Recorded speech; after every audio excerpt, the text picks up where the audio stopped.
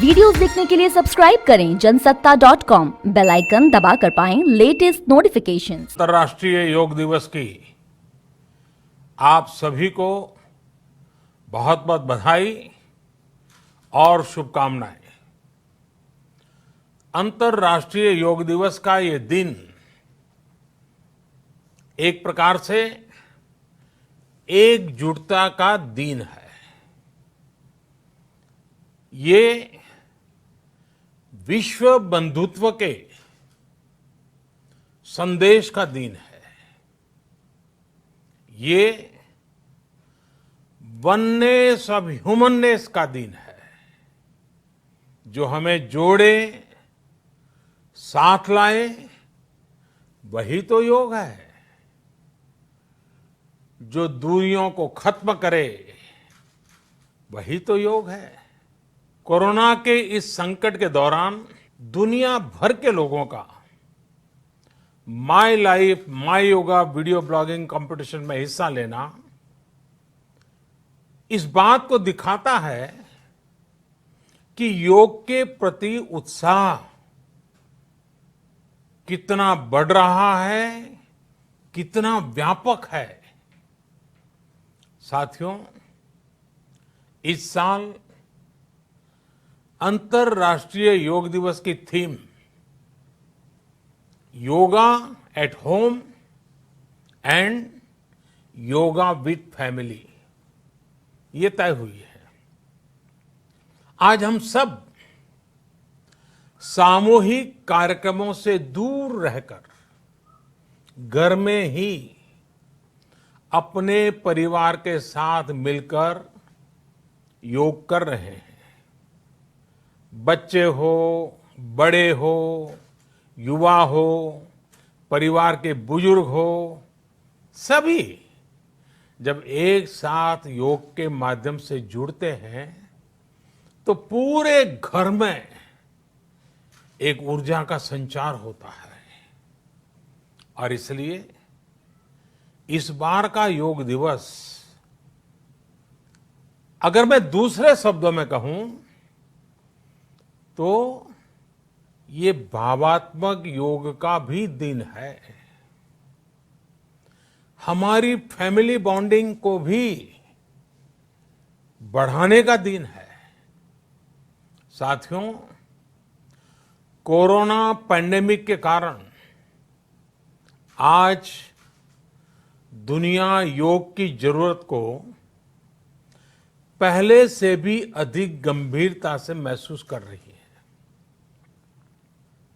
अगर हमारी immunity strong हो तो हमें इस बीमारी को हराने में बहुत मदद मिलती है।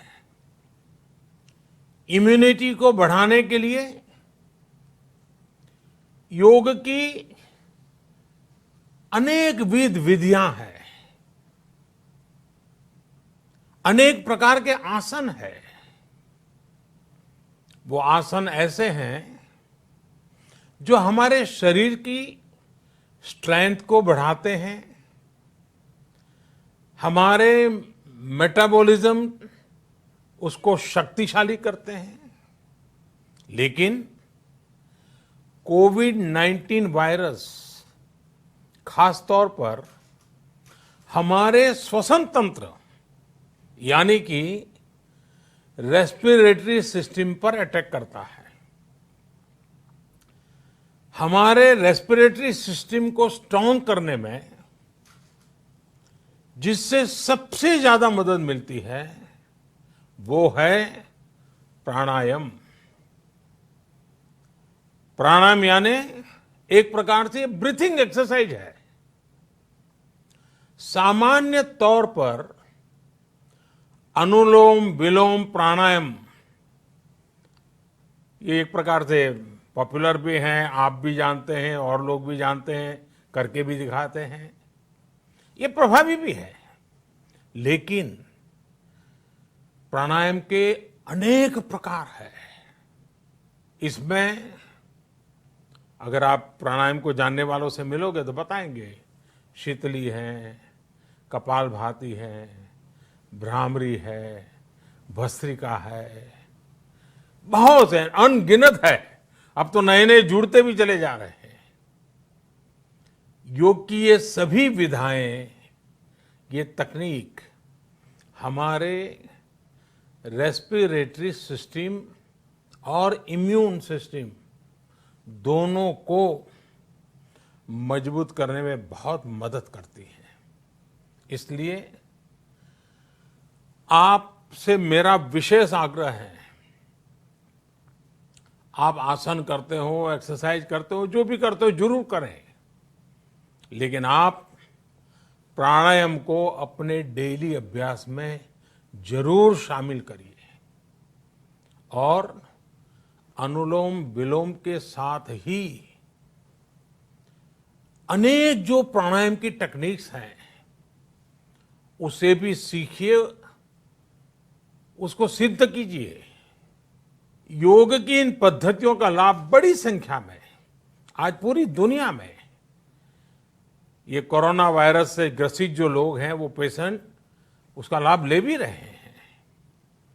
योग की ताकत से उन्हें इस बीमारी को हराने में मदद मिल रही है।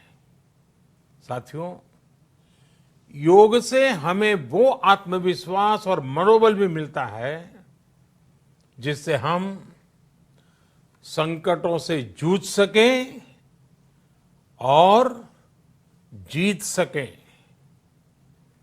योग से हमें शांति मिलती है, मानसिक शांति मिलती है, संयम और सहन शक्ति भी मिलती है। स्वामी विवेकानंद जी कहा करते थे, एक आदर्श व्यक्ति वो है जो नितांत निर्जन में भी क्रियाशील रहता है और अत्यधिक गतिशील में भी संपूर्ण शांति का अनुभव करता है। किसी भी व्यक्ति के लिए एक बहुत बड़ी क्षमता होती है, जब बहुत ज्यादा विपरीत परिस्थिति हो तब भी एक्टिव रहना, थककर हार न मानना, बैलेंस रहना, ये सारी चीजें योग के माध्यम से हमारे जीवन में स्थान प्राप्त करती हैं, हमारे जीवन को बदल देती है, ताकत देती है। और इसलिए आपने भी देखा होगा, महसूस किया होगा, योग का साधक कभी संकट में धैर्य नहीं खोता है।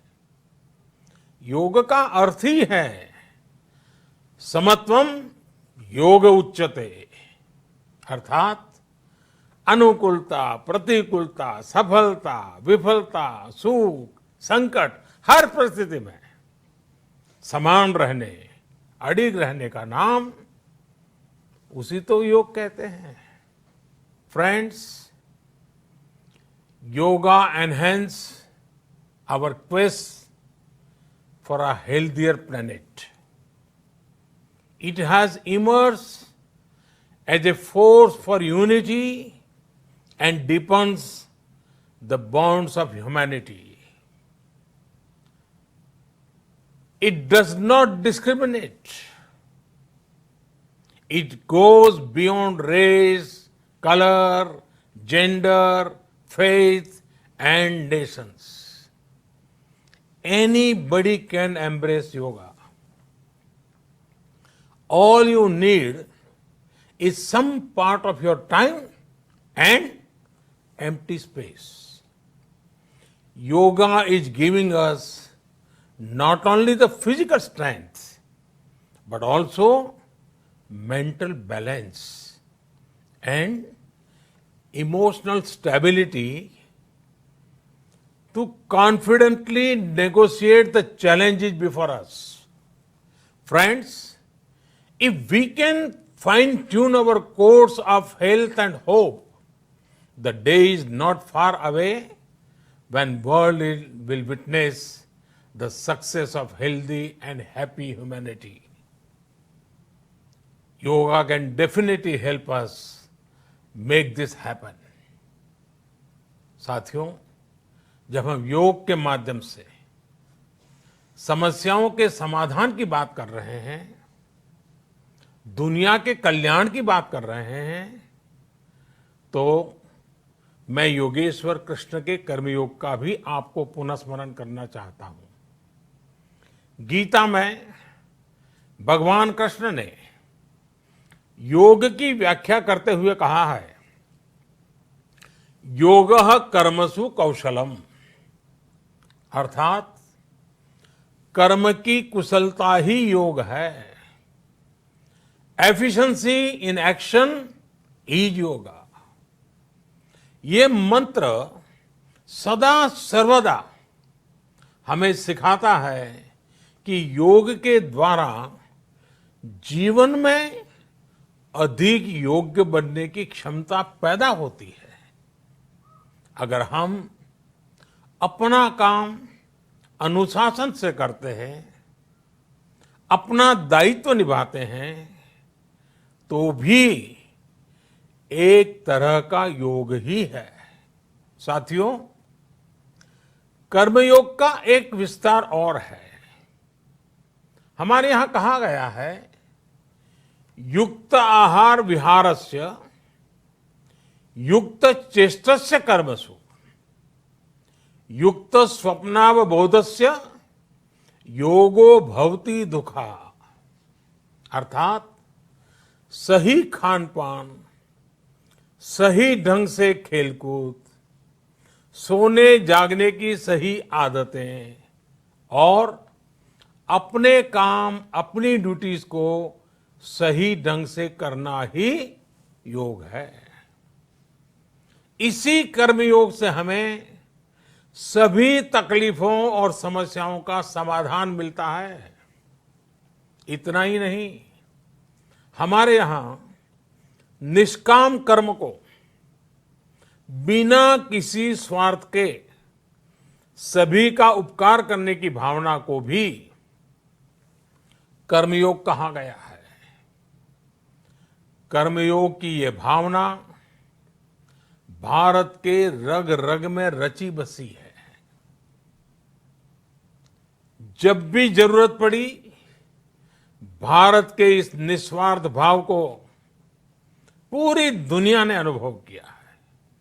साथियों, जब हम योग से चलते हैं, कर्मयोग की भावना से चलते हैं, तो व्यक्ति के तौर पर, समाज के तौर पर, देश के तौर पर हमारी शक्ति भी कई गुना बढ़ जाती है।